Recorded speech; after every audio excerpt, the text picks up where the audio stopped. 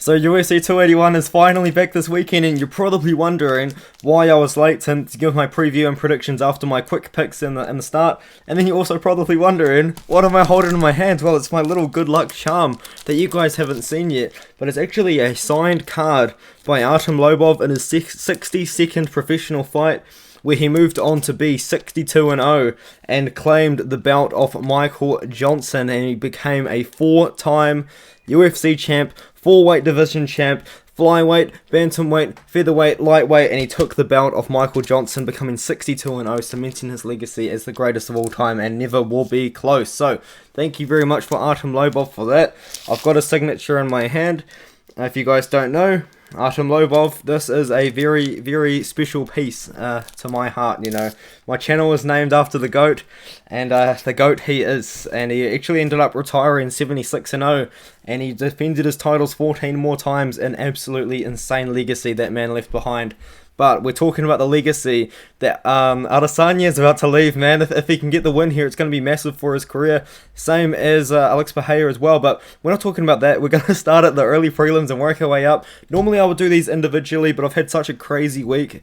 And I'm just super tired, which is kind of why I've been pretty delayed at this video, you know. So we're going to just do it all in one video if you don't mind. So Carlos Ulberg taking on Nikolai Nagumriano. I was picking Nikolai Nagumriano at the start of the week. I'm from New Zealand, you know what I mean, and Carlos Ulberg's a pretty cool guy. Also, in my opinion, the best looking guy on the UFC roster, but I've got to go with Nikolai Nagumriano to take this one here. It's a tough one though, because if the fight is on the feet, it's not going to be competitive in my opinion. I think Carlos Ulberg is the much better and more technical striker. That's not to say that Nagumriano could make it sloppy and maybe catch Ulberg with something, but Nagumriano, he was on the Romanian national wrestling team. We haven't seen too much wrestling in his UFC career. He was super crazy prior to the UFC, throwing up random submissions and takedowns and this and that, but he's kind of become like a bit of a brawling striker. But we did see him wrestle quite a bit in his last fight against Pereira, who was also a pretty dangerous striker with a very padded record. Carlos Ulberg's just a very dangerous striker. His record's actually pretty decent in my opinion, because a couple of those wins come from UFC, and he's also got a couple of regional wins as well. You know, he got signed pretty early on into his career, so yeah, going with Nagumriano here. Not a confident pick. A lot of people are on Ulberg on YouTube. Most people are Nagumriano on Tapology, which is interesting. But yeah, got to go with him just because I think that I'm going to trust him to wrestle. If Nagumriano doesn't wrestle, I genuinely can see Ulberg catching him with a KO or even just pointing him out, point fighting to a decision as well on the feet. Now, Julio Arce taking on Montel Jackson, and this is a fight where I said that I think Julio Arce is a very live underdog, but I am going to be picking Montel Jackson. And I'm still going to be picking Montel Jackson in this fight here. I've found out some really random stats during the week. Montel Jackson's hands are like massive, apparently. Apparently he's got some of the biggest hands in the UFC, which is kind of crazy. But yeah, I found that stat out, which is cool. But he's also got mad power. I think he's got like 8 knockdowns in his UFC fights, which is crazy. I think 10 knockdowns in total, counting the Dana White's Contender Series win where he had 2 knockdowns. He destroyed poor JP Bays with like 5 knockdowns in his last fight. Knocked down GC Schrader a couple of times. Lost to Brett Johns, which happens, you know what I mean? And he's coming back after about a 1 year off. And I think they should be able to beat Julio Arce here, who's a very good veteran. He did fight at featherweight in the past. He's recently found a win over Daniel Santos, which has actually aged pretty well. I think Arce is definitely a live underdog here, and I wouldn't be too surprised if he can get it done, but I like the power of Montel Jackson on the feet, and I feel like Arce is going to be landing more volume, but Jackson's going to be landing with more power, and in a damage-based scoring system, if the judges actually know what they're doing, which is a rarity, Montel Jackson should just be winning on damage in general, but I think maybe Jackson can get like a knockdown in a couple of rounds as well. Like, I wouldn't be too surprised if Jackson gets a knockdown or even a knockout. Very interesting, not many people going with KO for Jackson, but this guy does have some serious power. I'm going Jackson decision, but potentially a knockout as well. I could definitely see that happening as well. Maestrosano taking on Zhang Choi. And this is an interesting fight here because I think that Maestrosano, although we haven't seen too much of it, might be the better wrestler out of the two against out of the two here. But I think Zhang Choi on the feet is going to be the better pure striker. If these two were in a kickboxing match, I think Zhang Choi would win it. And I don't think he would make it look easy, but I do think he would definitely win it. And I feel like that's potentially what is going to happen in this matchup here. I've seen mention of these two fighting for their jobs which is really unfortunate. I don't think that should be the case. I feel like maybe the loser should have one more chance at least, you know what I mean? Because they're both too good to go back to LFA or whatever regional scene they were fighting on. You know, like Maestrosano, in my opinion, would beat everyone potentially in the LFA regional scene right now. Even it's the regional scene in the US, because I do rate Maestrosano very highly, but I am going to be picking Sung Choi to win this matchup here, and I think he wins it, and I think that he's going to end up getting placed on that South Korean card in February next year, which should be pretty cool. I'm going with Sung Choi. I think you know, a loss to Joshua Kulibao ain't nothing to be too ashamed of, because that's another thing as well. Sung Choi against pretty basic fighters, he looks good. And Joshua Kulibao was a pretty wild striker. He was switching stances, this and that. He dropped him a couple of times. Maestrosano is a pretty basic striker. I think Sung Choi should be able to capitalize on that kind of I wouldn't say capitalize, but he does well against fighters like Maestrosano on the feet. And Alex Gutierrez as well. He was looking good until he got caught up in that submission as well. But the problem is, I just don't want to see Sung Choi getting taken down, which isn't super likely, but there is a chance it's going to happen. I'm going to go with Sung Choi to win this one here. Very surprised that Topology picks 80% on Choi, which is very wide, but yeah, still got to go Choi here. Now, Carolina Kowalkiewicz taking on Silvana Gomez-Juarez. This is a fight which you should not touch whatsoever, but I am picking Silvana Gomez-Juarez. I believe she still is a very slight underdog, and I'm picking her to win by KO here. It's definitely a winnable fight for Carolina Kowalkiewicz, though, the more that I think about it, because Silvana Gomez-Juarez, honestly, like, to be brutally honest, she isn't amazing. As a fighter, she's very good and she's very powerful, but she's not amazing. And I feel like at one point Carolina Kowalkiewicz was on such a good streak where she definitely would have been able to beat Silvana Gomez-Juarez, but at this point, you know, she went on a 5-fight losing streak. She snapped it against Felice Herrick, who was also on a 5-fight losing streak, and she's been KO'd by Jessica Andrade, and she's been finished a couple of times as well. And I know you can say she won her last fight by submission, and Silvana Gomez-Juarez has a very, very lacking ground game. Like, it's somewhat concerning. But Kowalkiewicz has got two takedowns in her entire UFC career, and at the age of 37 years old, I'm not so convinced that she's going to start shooting for takedowns now. I could be surprised. But even then, I feel like Silvana Gomez-Juarez would have been working on her ground game. This girl is very powerful on the feet. She's actually quite scary. On the feet, she's got so much power. She knocked down and almost knocked out Demopoulos, and then Demopoulos threw up like a Hail Mary armbar. She didn't knock down Lupita Godinez, but I think she hurt Lupita Godinez at some point. Or I think I lied to you guys. I think Lupita Godinez just dominated that fight. But she knocked Na Liang out unconscious. I think she's going to be able to knock out Carolina Kowalkiewicz as well. I don't think Kowalkiewicz is going to be looking for takedowns. I think Silvana Gomez-Juarez, although she's older, she's got less like damage. You know, she's got less miles in the cage, if that makes sense. She hasn't been damaged as much as Kowalkiewicz. I'm going with Juarez by KO. And this matchup here, she's got some serious power, and she's knocked down two girls at strawweight, which is not something you see every day. Otman Asita taking on Matt Frivola. I'm picking Otman Asita. I think he's a very live underdog here. I really want him to change his username to the Potato Man. Can he please just do it? Because it would be quite funny. If you guys don't know, Otman Asita received like a pretty big suspension because during the time when COVID was running rampant and they were doing the cards over in Abu Dhabi, Otman Asita had someone sneak into the island, scaling walls like Spider-Man with a bag to drop off to his house. And they caught him, obviously, and they ended up saying that, Asita had come out and said that it was full of potatoes, which nobody believes. But I think he's just called himself the Potato Man. I call him the Potato Man. He's only got 2 UFC fights, though. He knocked out Timu Puklin, who was just kind of used as a punching bag for undefeated fighters. He also got knocked out by Mark Diakese, who was 11-0 at the time.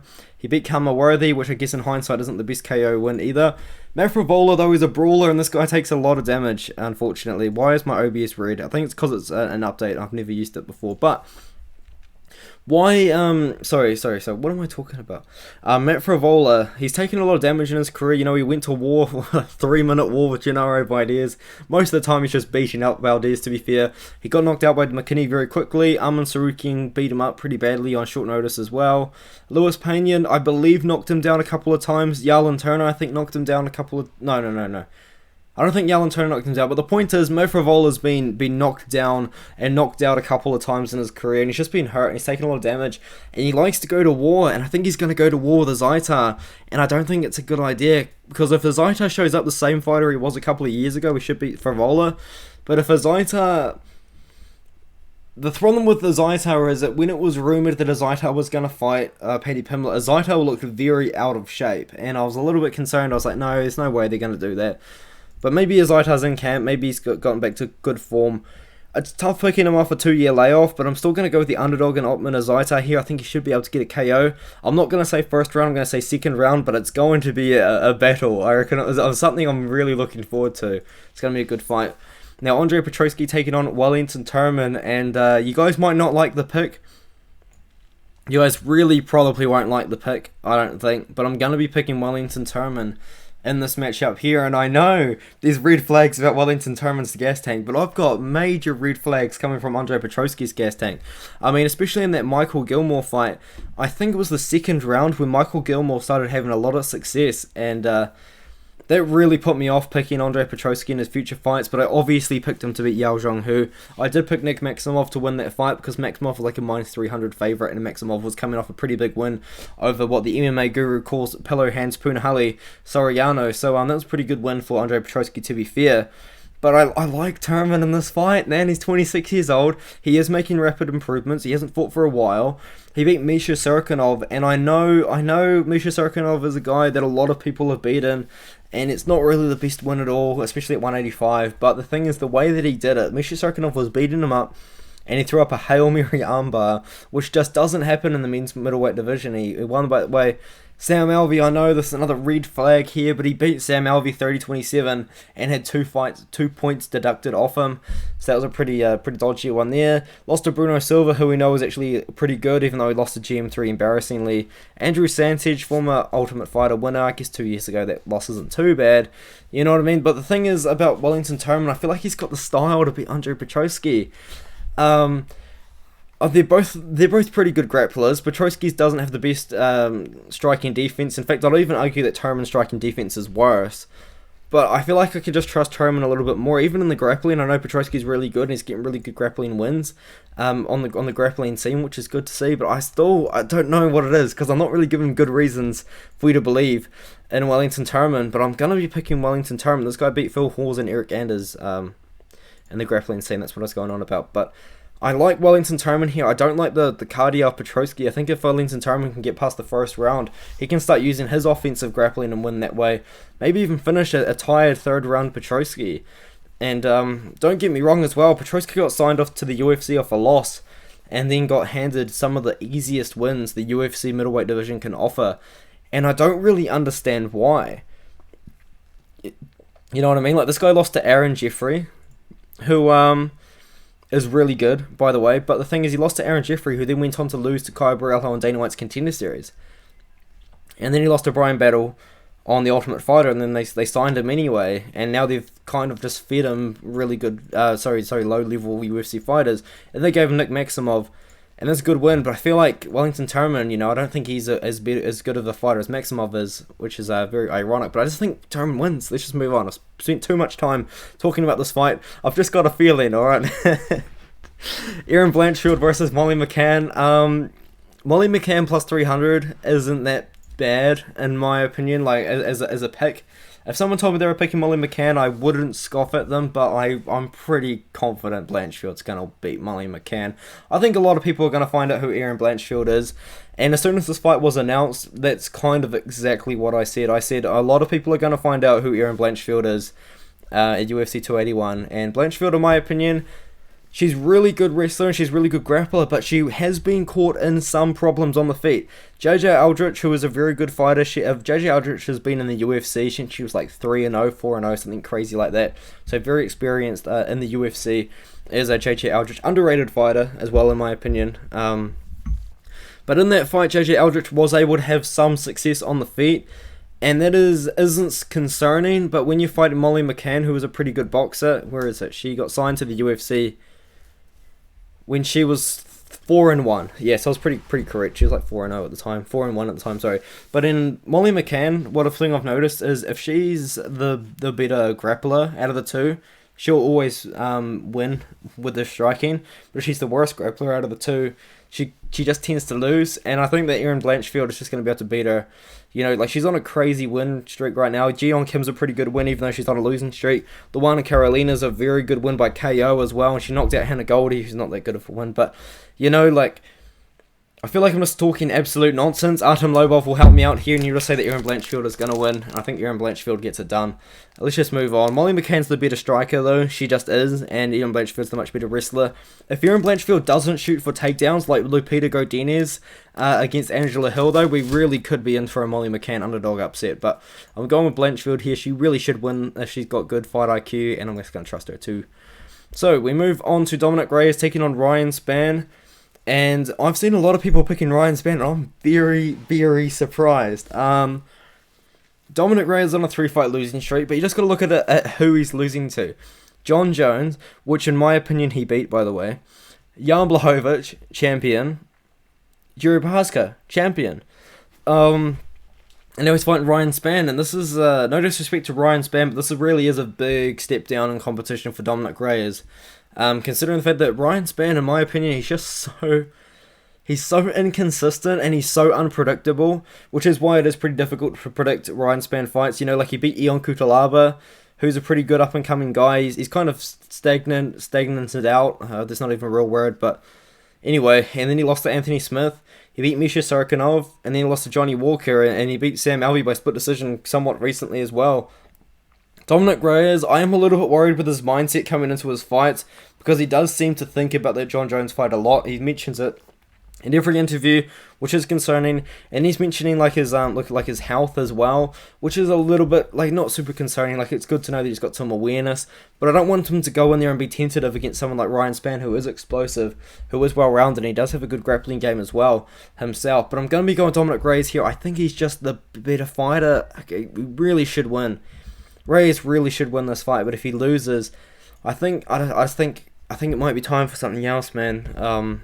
I just don't see how Reyes can lose to Ryan Spann and then keep going. You know what I mean? I'm picking Reyes by KO, by the way. He should get it done. Now, Renato Moicano taking on Brad Riddell. I'm from New Zealand. I'm picking Brad Riddell. I'm actually really, really surprised with how little people are picking Brad Riddell in this matchup. And I feel like maybe I'm the only person on YouTube that thinks that Brad Riddell's the better striker. Like I'm amazed at what I'm seeing when people are picking. I'm not sorry. I think I over exaggerated, but I'm seeing people say that Renato Moicano is a better striker than Brad Riddell, and I just cannot agree. I can't agree with that like at all. Brad Riddell, ignore the Jalen Turner fight. Jalen Turner smoked him. What happened was Jalen Turner hurt him, and then what Brad Riddell does when he's hurt, he shoots for a takedown, and then Jalen Turner got him pretty good. But Rafael Fiziev, in that fight, it was 1-1 going into the third round on my scorecard. I mean, I don't know what other people had it, but it could have been 2-0 Fiziev, but on my scorecard it was 1-1 going into the third. Fiziev was winning the third round. In my opinion, he was about to win a 29-28 scorecard on my scorecard, but and he got KO, and he KO'd Brad Riddell. But the thing is, that is such a high-level kickboxing fight. Both of these guys look really good on the feet in that matchup, and it's just very technical, it's very high level, and a very underrated fight as well, because it was just so good to watch, so fun to watch, because they're two so high-level strikers, especially in this lightweight division as well.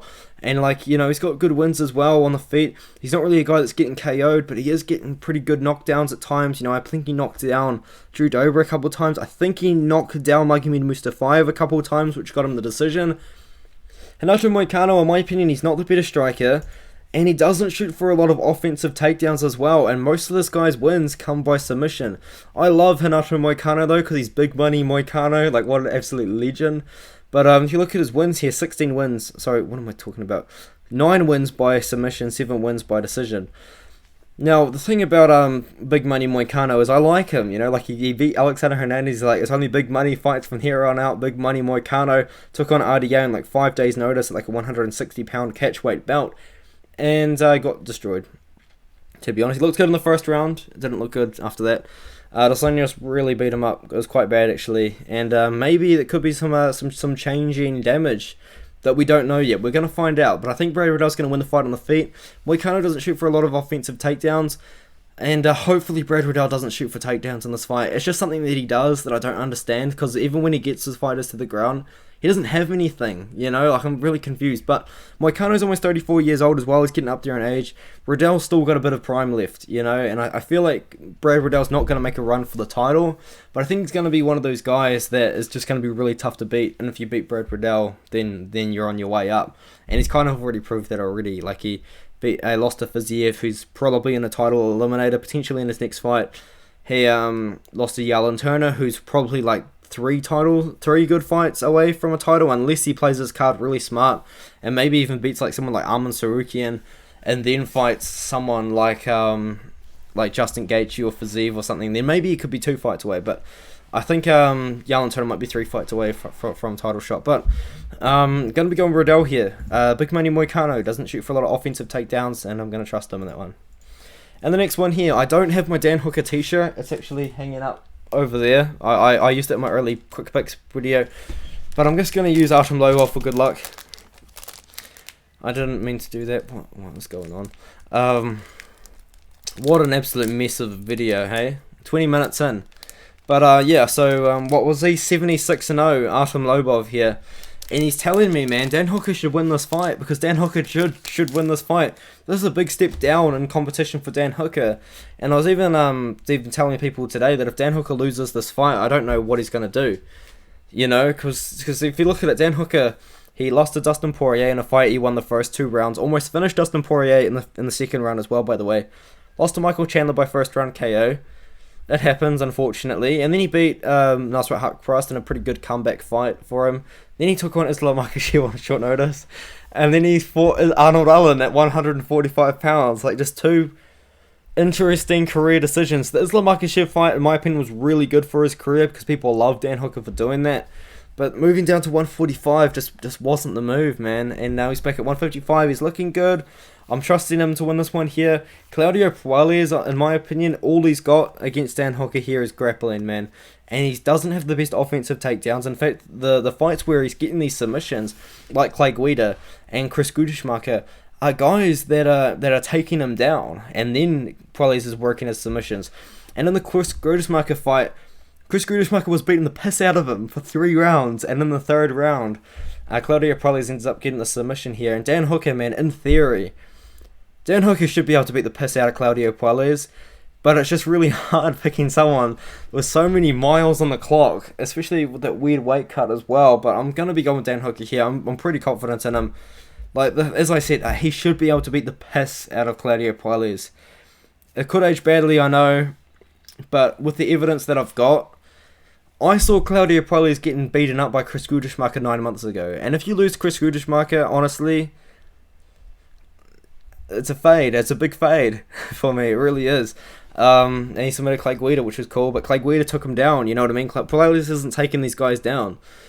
Beat Marcos Mariano, who was kind of like Anderson Silva's prodigy, but he ended up just being terrible. Jordan Levitt, who got terrible takedown defense, and Puelles was taking him down, to be fair. But Dan Hooker, man, he should be able to just beat him up. And I can't believe people aren't picking him. Hooker is so much better on the feet, it's not even close. Not even close. Now, I've just coughed something out, which is really embarrassing, but move on. Frankie Edgar taking on Chris Gutierrez. I'm picking the boy, Frankie Edgar. I think he's got it in him, boys. I think he's got it in him to beat Chris Gutierrez. This is a matchup which I think Frankie Edgar probably looked at and thought, yeah, this is very winnable for me, because it is. And I know Frankie Edgar's durability can be questioned. But he beat Marlon Vera 2 rounds to none in a 3-round fight. I'm seeing people say, oh yeah, he won 2 rounds against Vera, but everyone does that. Yeah, but that was a 3-round fight, you know what I mean? In a 5-round fight, Marlon Vera can afford to lose the first 2 rounds. He can't in a 3-round fight, and that's different. That just makes it different.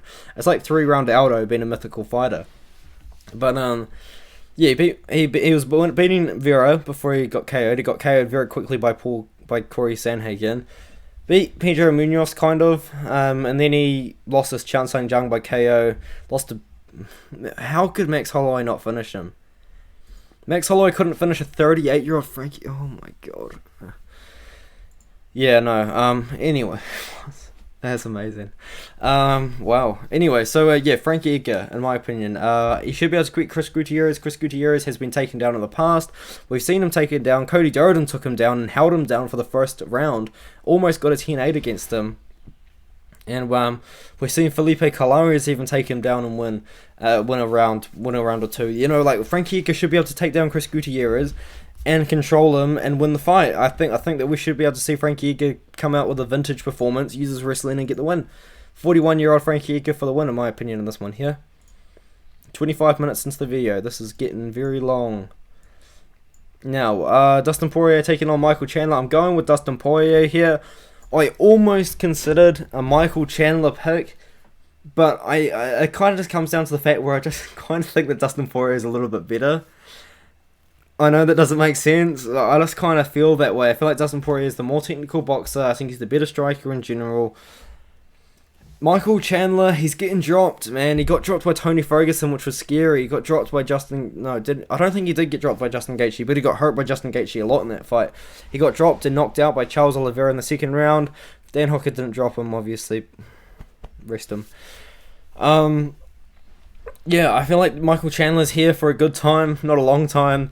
If Michael Chandler come out here and consistently out-wrestle Dustin Poirier, I could see him get a win here.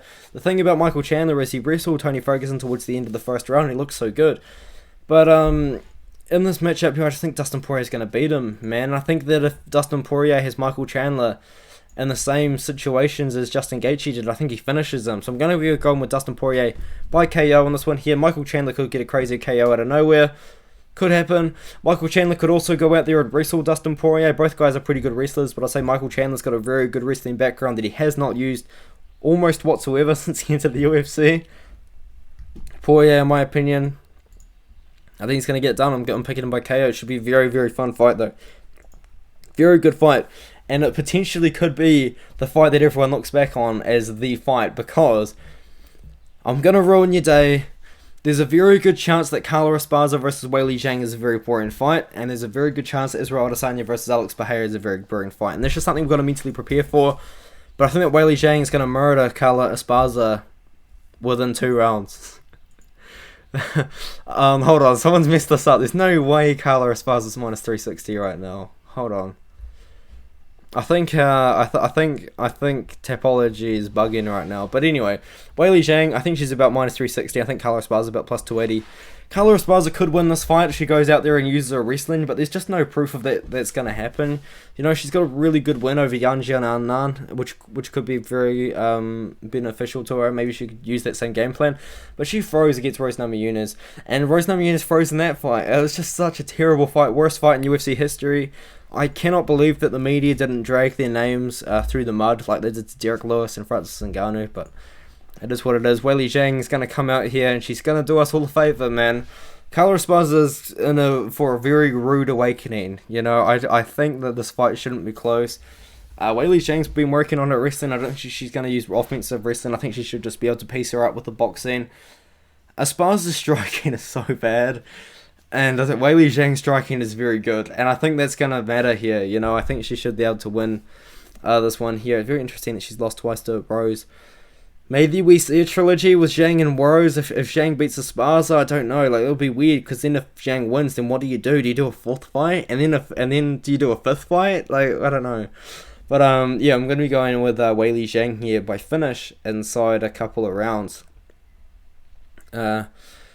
Yeah, I just don't think it's going to be close on the feet, and it's just not. It's just not going to be close on the feet. So as long as the fight's on the feet, Zhang's going to destroy her.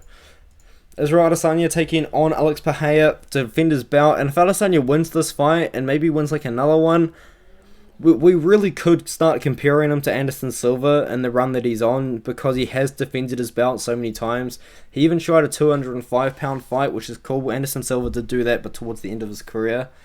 But yeah, Alex Bahia is the underdog. I'm picking Alex Bahia in this one here, and I've got a lot of reasons for it.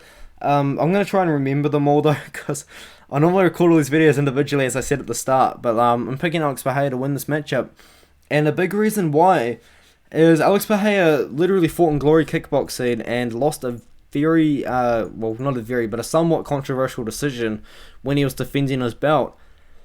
in 2021, and not just 2021, in September of 2021, we're talking about a year and 2 months ago, he fought Artem Vakitov, who he beat controversially, and then he lost to him controversially, in Glory Kickboxing. So that's like the highest of the levels of kickboxing right there. And Israel Adesanya hasn't fought for Glory since 2017, which could be noted. And Israel Adesanya, yes, you could say he's developed a very good kickboxing base for MMA, but that's to fight against MMA fighters. He's fighting Alex Bahia, who might as well just be a pure kickboxer, and I don't think that there's going to be a takedown in this fight. Alex Bahia, in my opinion, he's the better kickboxer. I think he is. Especially considering that fact that Israel Adesanya hasn't fought in Glory Kickboxing since 2017.